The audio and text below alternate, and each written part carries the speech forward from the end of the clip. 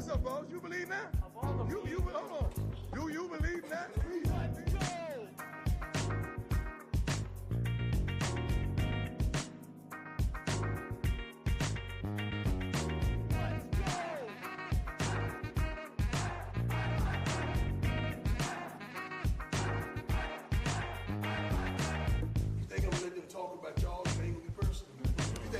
Doubt y'all and ain't gonna be personal. You think I'm gonna let them they say y'all and ain't gonna get personal.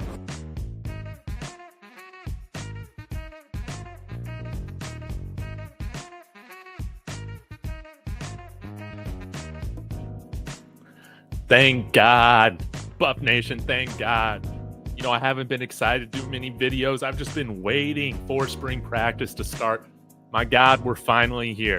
It's about time, man. I have missed the toxicity. I have missed everybody over analyzing practice tape that's on YouTube. I've missed the divide that's going to happen, man. With whose side are you on with this quarterback competition? I'm ready for this quarterback competition to absolutely split this fan base, baby. I'm ready for it. I'm ready for the drama. I'm ready for the fun. I'm ready. I'm ready for Carter Stoutmeyer going all Big 12 this year, baby. That's going to make so many of y'all crash out. I'm so happy it's finally here. I'm going to be breaking down all my insights from the press conferences, what we saw in the well-off, and all that stuff here in just a minute. Y'all be sure to join the chat. This is going to be freaking awesome, guys. I'm so happy to be back. And, hey, I just wanted to throw this out here, too. You know, Coach Prime did talk about how this team this year in 2025 is going to be better than in 2024, which, hey, I'm all for getting better. I'm all for having an even better record than what we had last year, right? But, guys, it's very important. If we are going to achieve our potential this year, that's right, bottom of the left or bottom left corner, if I can speak correctly. No selling merch. Jordan Seaton is the only one allowed to sell merch on this offensive line. Nobody else can sell it. No, nobody else. No. If we stick to this rule that unless you are projected to be like a first-round pick in the NFL, you're not selling merch, we're going to do great this year. We're going to be phenomenal. And if you go against this rule and you, for some reason, just drop merch, shitty merch that nobody's going to buy, just don't drop it on April Fool's Day. Like a player in the past who shall not be named anymore did, guys. It's time for us to lock in. If you're going to drop merch, at least drop it correctly. And at least be worth dropping merch. And I love the buffs. I love the buffs. Y'all know it. But most of y'all are not worth dropping merch. Nope. No. Woo! Man, I'm fired up about this, guys. Don't give a damn. Year 3 of Darkside Dave. That's right. Thanks for sticking with me, y'all. I absolutely love this. I love that, man. We can do all this stuff now. Shanky and T, good to see you guys. It's like coming back from like summer break. You know, when school is out, then you see all your friends again. This is exactly how I wanted this first live stream for spring practice is going to be, guys. So, wait, well off practice already dropped. Well, maybe I'm a little late. I just listened to the press conferences from today and then watched yesterday's. So maybe not the most accurate, whatever, takeaways, but I'm going to give you all my takeaways, guys. Man, I've missed y'all. I have missed y'all. Man, listening to Marshall Faulk talk was a thing of beauty. I'll tell you what, Cam Duncan. We're going to run the ball, man. There are philosophy shifts going on here in Boulder. We heard the coaches talk about it today, okay? How about we start with that? How about we start with that? Now, Pat Shurmur was very, very nice, okay? He said it professionally. Let me fix my focus here. He said it professionally. They asked him, why weren't the running backs used last year? And I'm paraphrasing. He said, we ran some RPOs last year. Shedeur chose to throw in a lot of them, and I don't blame him. He's a really good quarterback. Now, we're not going to get into all that bull junk with his draft draft projection stuff, I talked about that last week. Now, we're here to talk about this year's football team today, okay? But I think he's right, man. We got Julian Lewis, Kaidon Salter. These guys are going to value running the football. We're going to do it this year. My biggest thing with Coach Flea, y'all heard me say this all the time. Coach Flea didn't command for his guys to get the ball nearly enough. Marshall Faulk commands that respect. You don't hire Marshall Faulk just to give your running backs a total carries in a game to be like 15 max. No, it's not going to happen. We're getting a philosophy shift. Pat Shurmur alluded to that in the press conference. I absolutely love it. I can't wait to see how we develop that mentality. And man, hearing Coach Hegeman talk yesterday in the well-off, he's about his business. Or maybe that was Gerard. I can't remember. But I absolutely love the philosophy shift that's happening, man. We're going to run the ball more. Kaidon Salter's going to run the ball. Julian Lewis is going to hand out the ball because you do not want your 17-year-old prodigy quarterback just, hey, sticking there behind the offensive line, sitting there, getting hit all the time. No, we're going to run the ball. We're going to run the ball. And we alluded to that. And I actually believe it. I know we've talked about how we're going to run the ball, man. Shedeur's talking about how we're going to run the ball last summer, right? Well, he likes to throw the ball. We're going to run the ball, man, because you know why? Kaidon Salter likes to run the ball, all right? Julian Lewis wants to play that pro style, a little bit more of that pro style offense. You need a running game to do any of that stuff. Let's be real. So that was one of my biggest takeaways. I'll get to some of your comments here in just a moment. Again, thank you guys. It's so great to see so many familiar names in here. And you guys don't have faces, but you understand what I'm saying. Now, there were some interesting takeaways from the defensive side. One, Robert Livingston absolutely loves Boulder. Of course he does. It's beautiful. He talked about how he's a loyal guy. They gave me this chance. I want to see it through. Let's see this whole thing through, baby. Continuity with both of the coordinators. Coach Prime's teams have never had that luxury before, right? There's always been a change on the offensive side of the ball. I forget how it looked at Jackson State with the defensive side of the ball, but I think the fact that we got continuity with the coordinators, guys are going into their second year in the systems, it's fantastic. We're going to see development. Again, there's a lot of correlation with continuity and guys getting better over time. So we're doing that. Now, is Pat Shurmur the sexiest offensive coordinator? No, he can be a little stale. But, we get continuity. We get better talent in up front. We get a Marshall Faulk in here. We get a little bit more balanced of an approach this year. Who's to say we can't have better output, right? Robert Livingston also talked about R.J. Johnson, named him by name. I thought he was going to play corner, but it seems like they're still working him out at safety a little bit. There's going to be an interesting safety battle with what's going on right now. Probably the top four guys we're talking about are Tafiq Bayard, Carter Stoutmeyer, Savion Riley, and R.J. Johnson. Maybe those are going to be the top four guys or so. And how could I forget about Makari Vickers? Who works their way into the rotation? Who works their way into being a starter? Outside, I'm a big Carter guy, but all these positions I feel like are totally up for grabs. Absolutely. At the corner position, Robert Livingston also named Isaiah Harge by name. That's interesting. I have long wanted him to just convert to running back because he's got some wiggle and juice. Some big-time playmaking ability that, he's just a little bit different kind of a running back than what we have on the roster. But it sounds like he's going to continue to get opportunities on both sides of the ball. We need depth corners. Outside of our top three, where do we go? Yates is returning, which is great, veteran guy, but we haven't seen much of him. And maybe Isaiah Harge really is ready for one of those depth corner roles going into his third year as well. That's awesome.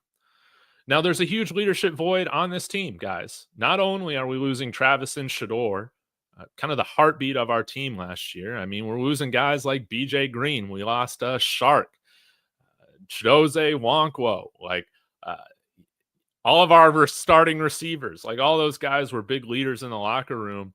And who's going to step up? Who's going to assert themselves as the next leaders of this new era of Buffs football, man? Well, Robert Livingston named Arden Walker by name, or called him out by name. I thought that was really interesting. Arden Walker, I think, definitely would project. I'll get to my projected defensive starters right now here after I get to some of your comments. But yeah, Arden Walker, I think, is going to be a starter on this defense, and we're ready for him to absolutely crush it. Is this his last year, or does he have an extra one? I forget, but this is his fourth year. I believe he's going to be great. And then, yeah, we heard all the quarterbacks today in the press conferences. Julian Lewis already handling himself mature, like a pro. All of that seems that his hand is all good to go now. Kaidon Salter, man, talked about how just his development with his faith, man, really led him out here. This is the right spot for him to be. I can't wait to see how this quarterback competition shakes out. And I think it's great. You know, again, I think Kaidon Salter is going to be the starter. But when you got a guy like Julian Lewis, 5-star quarterback, prodigy, only 17 years old behind you, pushing you, I think it's going to make both of them better. Because, yeah, you now have the luxury of, I mean, not that Coach Prime would probably ever bench his, Shedeur in retrospect, right? But, you know, when you had a big talent gap like Shedeur and then the rest of the guys, you know, you don't have that luxury of being able to, hey, if the job's not getting done, you do have another option. And that's what's really interesting about both of these quarterbacks. Trying to think if there were any more takeaways. Ryan Staub ain't going anywhere, man. He ain't going anywhere. So, hey, I'm all for it. But I cannot wait to see who wins these jobs throughout the spring, who enters the fall camp period as those starters, who ends up being the starters during the spring game. We got competitions all over the roster. We'll break down here in just a minute. But yeah, y'all let me know, man, some of the takes that you guys got on this roster. What competition, starting position competition you guys are really looking forward to. The energy, I feel like, is great. The coaching staff, I think this is the best coaching staff that we've had so far in the Coach Prime Buffs era. And again, a lot of that has to do with continuity and then bringing in guys like freaking Marshall Faulk. That's what I'm talking about. All right. I'll get to a few of your comments here. Then we'll get into the roster.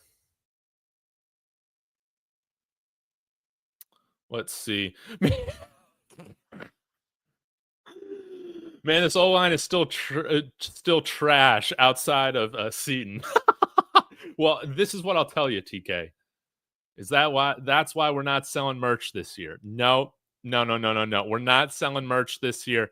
You know, I made a promise. I said if DT2 ended up being the best offensive lineman, I would end up buying his merch. And thank God I didn't have to spend any money on that. Man, it was bad. It was bad. But can we see Cash Cleveland develop? Can we see, our Sean McVay of our offensive line coaches? Hunter, I can't remember his name now. Gunnar White. There we go. In addition to with George Hegeman and Andre Girard, can we get with 3 coaches? Can we get these guys developed? Can we get these guys to take another step this year in establishing a run game? Please, Lord, please. I mean, how many coaches does it take? I think the talent's there to have a good offensive line showing this year. And again, I think a philosophy shift will also help the offensive line. Again, it's fun to throw it around, all that sorts of stuff. But what's beautiful is smash mouth football, baby. And I want to get back to some of that. I think we'll find a little bit of a balance. Man, don't have these folks crashing out 5 minutes into the podcast. Yeah, what is wrong with you guys?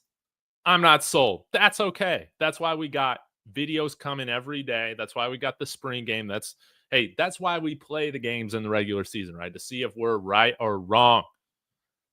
Trav Lee, 23-21. Anybody saying K. Schultz should start doesn't know ball. Well, shoot. You can leave this this video right away, man, because I think Kaidon Salter's gonna start, man. You don't want to be sitting here listening to somebody who doesn't know ball. Or maybe you mean shouldn't, maybe but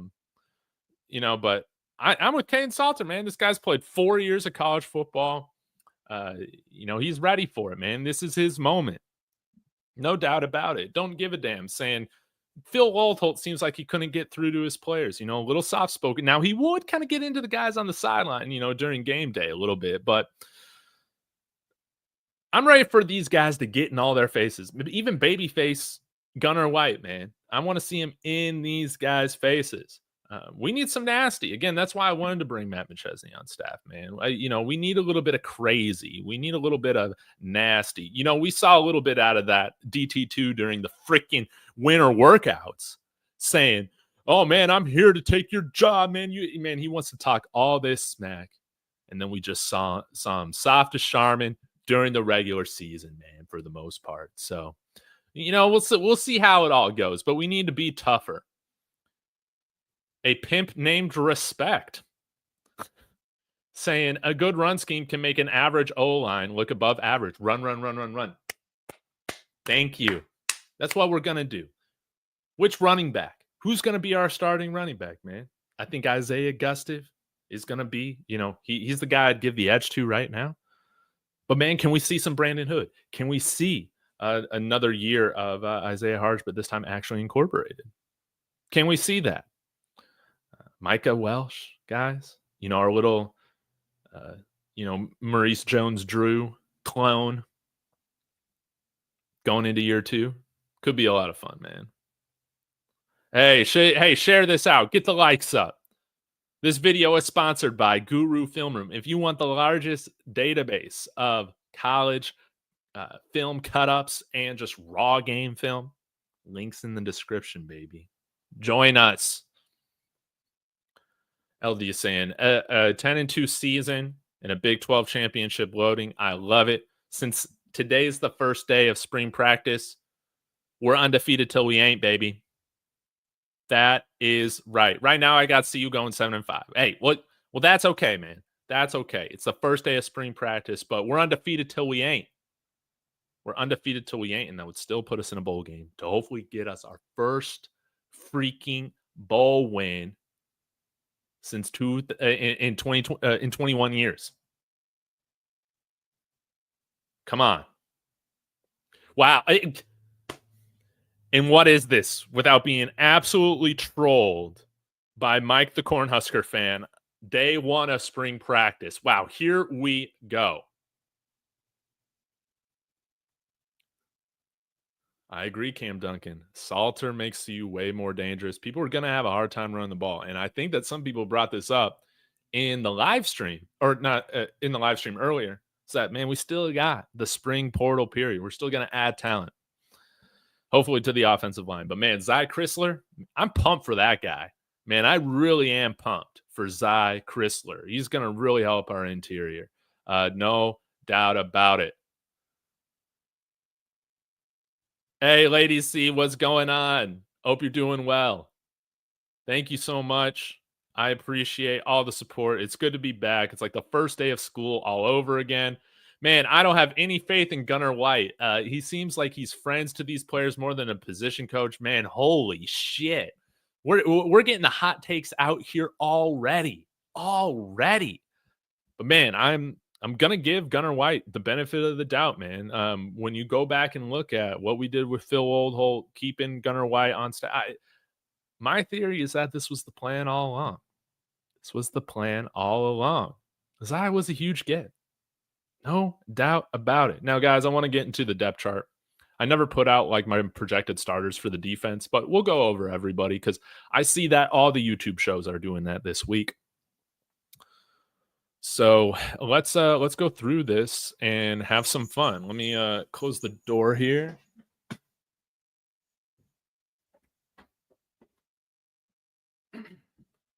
That way we keep things quiet.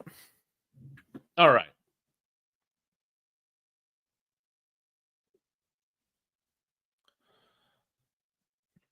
No, that won't work. Yeah, we'll just stick me up here. All right. Defensive starters. This is just our lads projection. Here's where I got it. Honestly very similar to this. I think our starting edge positions will be Arden Walker and Samuel Okunloa. Um, no doubt about it. I think Sam will play a little bit more of that attacking edge type of position. But both Arden and Samuel Okunloa were fantastic against the run.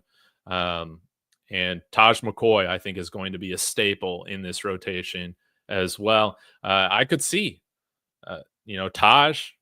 I don't know if he would be the favorite, but I definitely can see scenarios in which he leads the team in sacks. Same with Keaton Wade. Keaton Wade, incredibly efficient for all of his time, honestly, in college. Didn't he have like 5 sacks, I think, last year, or maybe 3, something like that? But Keaton Wade, I feel very, very good about our edge rotation right now, and I think we will see some London Merit. A big kind of question mark is are we finally going to see something out of Quincy Wiggins this year? I'm not going to bank on it, but it sure would be nice to have 6 edges that you feel really, really good about. Now, at the nose tackle position, it's going to be Jaheim Otis. It is absolutely going to be Jaheim Otis. This man is a monster. He's what, 320, 330 pounds, something like that. Top rated defensive lineman in the portal this year. He was fantastic at Alabama until Nick Saban left. Didn't really seem like he fit the defensive scheme or something like that. But he's going to be allowed to cook out here working with Warren Sapp, baby. Absolutely. Now, the other interior defensive line position, our lads has Tavian Coleman. I ain't going to say that yet. No, he's coming up from the G5 ranks. All right. And a guy that I think is always kind of discounted a little bit has just been Amari McNeil coming out from Tennessee a couple years ago. All this guy has done is just get better every year. And I think he's going to be a starter in this defense. I think he definitely will be. So that would probably be the first starter that I kind of switch out here based on this depth chart. At the inside linebacker positions, I see things very similarly. Give me Reggie Hughes, Martavius French, Jalen Wester probably being that next linebacker on the field. And I want to see some good development from Jalen Wester. I think he's a speedy guy, and we need to be flying around. You need to have speed in order to be a really good defense in college football. Jeremiah Brown, we'll see. I was hoping that we would have seen a little bit more out of him in the Alamo Bowl game. That was a disaster. But, hey, he's going into year 2 of knowing this system. He's probably better than a guy that we just bring in from the high school ranks, honestly. Whether that's Kai Garcia, who's been here for a year, or why am I just now forgetting the name of the linebacker that we signed this year out of Georgia? We'll get to it later. Cornerbacks, this is how it's going to be. Colton Hood, DJ McKinney on the outside, Preston Hodge in the slot, no doubt about it. Right now, I would say Tafik Bayard and Carter Stoutmeyer are those starting safeties. But again, we got guys like Makari Vickers, Savion Riley, RJ Johnson. Maybe RJ Johnson gets some looks at corner as well. But it seems like Isaiah Harge is one of those guys that, in addition to Ivan Yates, kind of provides a little bit of depth. So, yeah, that's who I see right now as our defensive starters. But I feel like in terms of the defense, man, everything is up except for the outside corner positions. I feel like honestly, there should be some legitimate competition at all these positions, which is going to be great. I think we could be, ready for some surprises, possibly in the starting lineup. Now on offense, if you guys need a little bit of a summary, We do have a lot of new offensive linemen, as you can see. Um, but let's start with the wide receivers. I do see our top receivers being Omarion Miller, Joseph Williams, Draylon Miller, and probably that fourth guy that would come in for like 10 personnel sets is it's going to be Terrell Timmons. Like what is he, like 6'3", 6'4", can fly down the field, senior, veteran guy. I think a lot of these true freshmen, man, they're going to have to make some noise in order to get some serious snaps with playing time this year. Granted, they all have incredible athleticism and potential, so they can all do it. But right now, I'd probably put all these true freshmen behind all the returning players that we have, including Cam Michael, including him. I mean, he might be the fastest guy on the team. Offensive line, give me Jordan Seaton. Zy Chrysler was more of a right guard than left guard, so we'll put him over at right guard. Tyler Brown, I don't want him starting. No. Good story, but no. No. Just no. Put Kareem Harden out there instead. Maybe Zach Owens is ready to compete for a spot. Maybe Aki Ogunbaye is ready to compete for a starting guard spot. But yeah, I kind of just see Tyler Brown more as a depth guy right now. No offense, Tyler Brown. I'm just being honest with how I see things. But Catch Cleveland, I didn't give him the benefit of the doubt last year. Totally surprised me. He surprised the coaching staff. Why can't he have another big leap this year? Right now, he's got to be the guy with the job going into spring practice. We'll see how it shakes out. Right tackle, I'm going with Phillip Houston. I guess we'll know the status of his injury, if we see him on the field right now. But outside of that, I mean, I'm terrified right now with what we got at right tackle. It might have to be Aki Ogunbaye, who I think is probably a better guard than he is tackle. Story of our lives, right? We're not putting Tyler Brown back at right tackle. If we're doing that, something's seriously wrong. And, maybe Cardi Smith is going to be that guy as a true freshman. He might have to step up. But right tackle needs to be a position focused on in the spring portal. No doubt about it. Tight end, Zach Atkins, and then everybody else. That's how it is. Maybe we can see how Sam Hart looks, or true freshman Corbin Lejour early in Worley. But Savell Smalls, he's going to have to really develop some speed, I think, in order to keep one of those main tight end positions here at CU. Kane Salter, again, give me the veteran over Julian Lewis. And with a work in progress offensive line, again, I don't want to put a 17-year-old behind, an offensive line right now with big question marks. Kane Salter, more ability to run away from all that. He's going to make the offensive line look better because of his escapability and his elusiveness. And running back rotation, I got no qualms with. Let's see what Brandon Hood can do, though, in addition to those guys. Now, on special teams, Damon Greaves, we got another Australian punter. I'm excited for that. I think you'll see his numbers bump up a little bit due to the altitude, just like we saw with Mark Vassett. Alejandro Mata, he's going to be our place kicker from, within, 40, maybe 45. We'll have to see. But then everything after that, it's probably going to be Buck Buchanan doing the kickoffs as well. He had a nice kickoff touchback rate. Now he's going to be at altitude for half the year, which is great. And man, I'm trying to remember, guys, who was that true freshman that we signed, 5-star kicker? Like, did he actually end up coming here? I called him the Big Booter. I can't even remember his name right now, but he better get it done, man. He better get out here. But we could definitely see guys like Daniel Gerlach or Alexander Stoyanovich, develop their legs this year and just look like stronger kickers going into their second year. And, there's going to be a lot of great competition for punt return and kick return. I think right now, if I had to put somebody out there, I would probably want to put Draylon Miller out there, but I don't know if he's done that before. So we'll have to see. But, Draylon's just a fantastic playmaker, and I want to see more of him. So with that being said, I'll get to some of y'all's comments on here.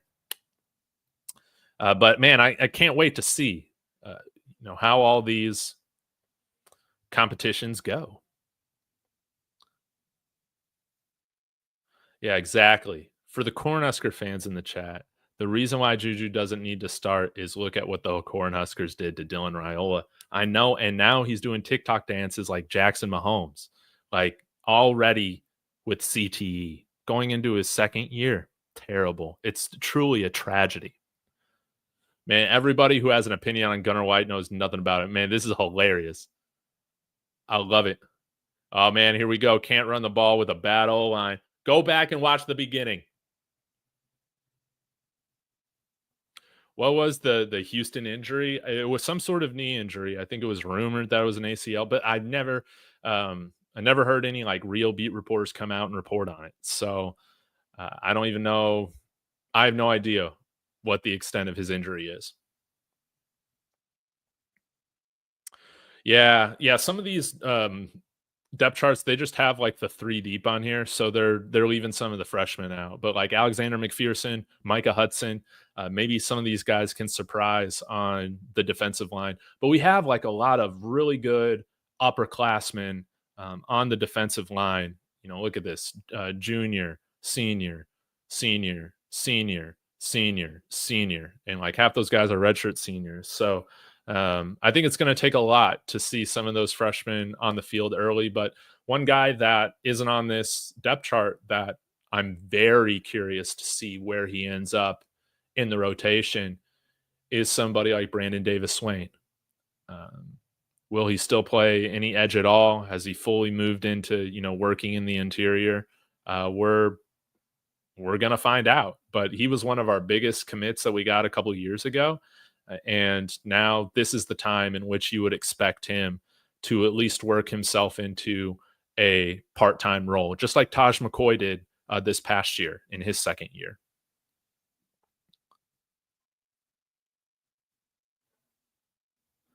Quincy did good last year. He's not leaving. He's developing. Maybe I need to just go back and look for Quincy with some more focus, because I just don't remember much of him last year. But if you can point out any games that you think I should go and look at again to just kind of see more of what he did, let me know. That would be very helpful. Montrez Walker. Yeah, he's our freshman linebacker. And again, I'm going with Reggie Hughes, Martavius French, those guys. But again, I feel like maybe Walker just really surprises and he finds himself in the lineup or as one of those main rotational linebackers. I think that could totally happen.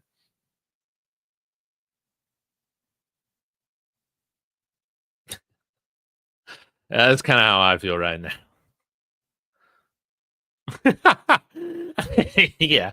So sorry to be. We've seen enough, man. We've seen enough. I'll never understand how like some of the strongest dudes, aren't like some of the best performers once you get on the field. Sometimes it's hard for me to understand that, but you real football nerds can let me know why that is sometimes.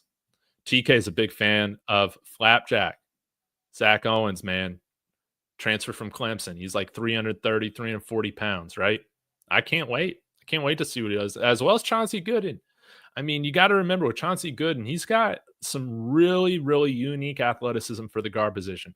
If you go back and watch his huddle tape from high school, he doesn't start out with pancake blocks or like getting into pass sets. No, it's him taking like 4 handoffs out the backfield as a freaking running back, running for like 15 yards. Oh, yeah, Colton Hood very well could return kicks. Yeah, he did it last year. Totally forgot about that. Jamal saying, hearing Juju today sounds like a franchise quarterback. I think he could start. Not great runner, but he can get the ball out quick. Yes. And I think at worst, he's our number 2 quarterback this year, right? But just incredibly mature. Already sounds like a guy that knows he's going to be the face of this program when it's, when he gets his opportunity, right? It was great to see. I love it. This year, the theme is we're all about business. We're all about business.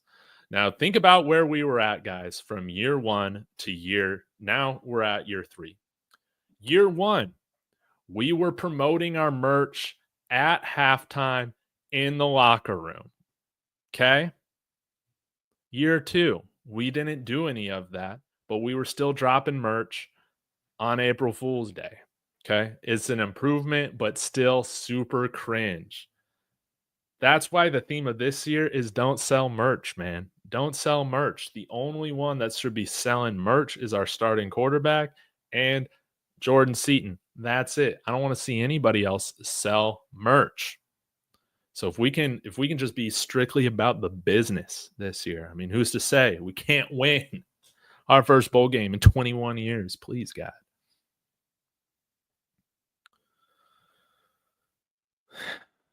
Thank you, Lil Bucket. Saying Wiggins did really good in the Oklahoma State and Arizona game. He had some flashes during the Texas Tech game. He's a good depth piece. I can't promise you a date on when I'll get into this, but I promise I'll put a film room out on Quincy Wiggins looking into this. So thank you very much. Tyler Brown will be really good on the line for field goals.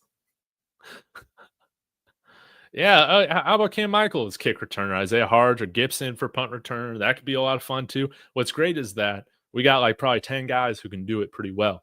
Yeah, man, I'm on DT2, man. That guy was a joke. He went back to his old school. Come on now. Did he return the Hellcat? Did he return the Hellcat?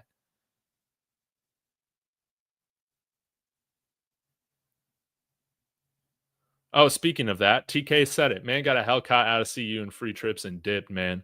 And yeah, again, I think we're in a really good position this year because we are not giving away starting right tackle positions, hopefully, because somebody runs their mouth, right? Or talk big to a random person at a restaurant on a visit in Boulder, right? None of that bull junk. We ran out Savion Washington, and he had a great year for Syracuse. We really could have used him, but everybody jumped on his ass. Everybody scapegoated him, and instead, we were talking up this guy like Khalil Benson like he has any NFL future. I wasn't saying this guy was going to be a day 1 or day 2 pick, but I was like, man, who's to say? Nah, man, he's got no NFL future, man. So keep that Hellcat. He's going to need it. Yeah, the Hellcats in Indiana, man. Absolutely. So, if by yeah, man, I hope it does get repoed. Absolutely. Because nobody bought those $100 backpacks with DT2 on it, man. Give me a break. Man, I wish I could feel the sun in Boulder today, man. It's a beautiful day out here in San Antonio too. But man, again, the theme this year, man, is none of that bullshit. I don't want to see any selling merch. I don't want to see any of that cringe stuff. I don't want to see all this talking and then doing TikToks looking like Jackson Mahomes. No, man, we're not going to see any of that. We're going to be all about winning your battle every day against your opponent. And you know who that is? They said this in the videos. It's against yourself. We didn't always win the battles against ourselves last year. No, we didn't, because we're dropping merch as one of the worst offensive linemen on the team, man, on April Fool's Day. It cannot happen. No, I did not buy a t-shirt because he gave up sacks, man. He glitched out. He glitched out coming out of some of his sets, man. It was bad, man. Yeah, Benson got touched a lot, man. Oh, man, I said his name. I didn't want to say his name, but man, we did it. But back to football talk. Keep your eye on RJ Johnson. Livingston says he sees something in his eyes right now. Yeah. And that's very, very exciting. And Livingston, man, he knows his DBs. He knows his safeties. So I thought that was very interesting as well. Knock it off. Let them players get their money. Stop hating on the hustle. Nah, I'm totally gonna hate the hustle if you're not backing it up on the field. Sorry, Jay. This isn't remember the Titans or what the blind side. This isn't a feel good story, man. No, man. I want to go out and win a bowl game this year, man. I don't want these guys spending months promoting when they're gonna launch this line. And then they go out and lay an egg on the field and their merch looks like shit. At least have their merch look good if they're going to do it. But nah, man, Jay, I'm sorry, man. I love you, man, but I got to disagree, man. I'm going to hate if the merch sucks. I'm going to hate if the release sucks. And you know what goes on with the release too? Is that you got to be good. You got to be good to add value to the brand, to your brand.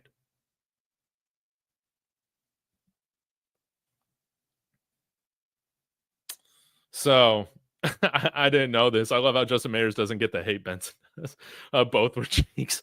Again, Justin Mayers, company guy, man, came in, worked hard, did his best, whatever. Best of luck to him. Hopefully, you can land on a practice squad. Nah, man, and Mayers also didn't have family members running their mouth on Twitter, so that's always nice too.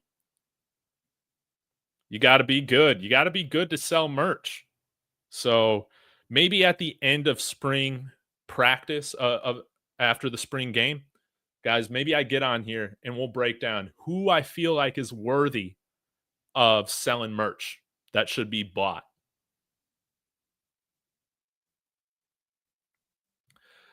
Jay, yeah, trust me, man. I agree with you. This is all business, man. I sell emojis for $5 a month on my channel. Like, I understand it, man. Like, I'm not going to hate their hustle. I'm not going to hate their work ethic, but I can hate merch. I can hate on somebody for dropping merch. I can absolutely do that. And yeah, I can hate on the people that also bought it. Shame on you if you bought DT2 merch. I love all y'all. It's great to support the players, but we need to exercise some demons. If you bought DT2 merch, you need to record yourself burning that stuff. Absolutely. Absolutely. All right, guys. I love y'all. Thank you so much for joining me. I'll be back to talk tomorrow about whatever drama we see, whatever we come up with. It's going to be a great year. Guys, remember the theme this year, don't sell any merch. But I'll tell you at the end of this semester who should be selling merch. Sko Buffs.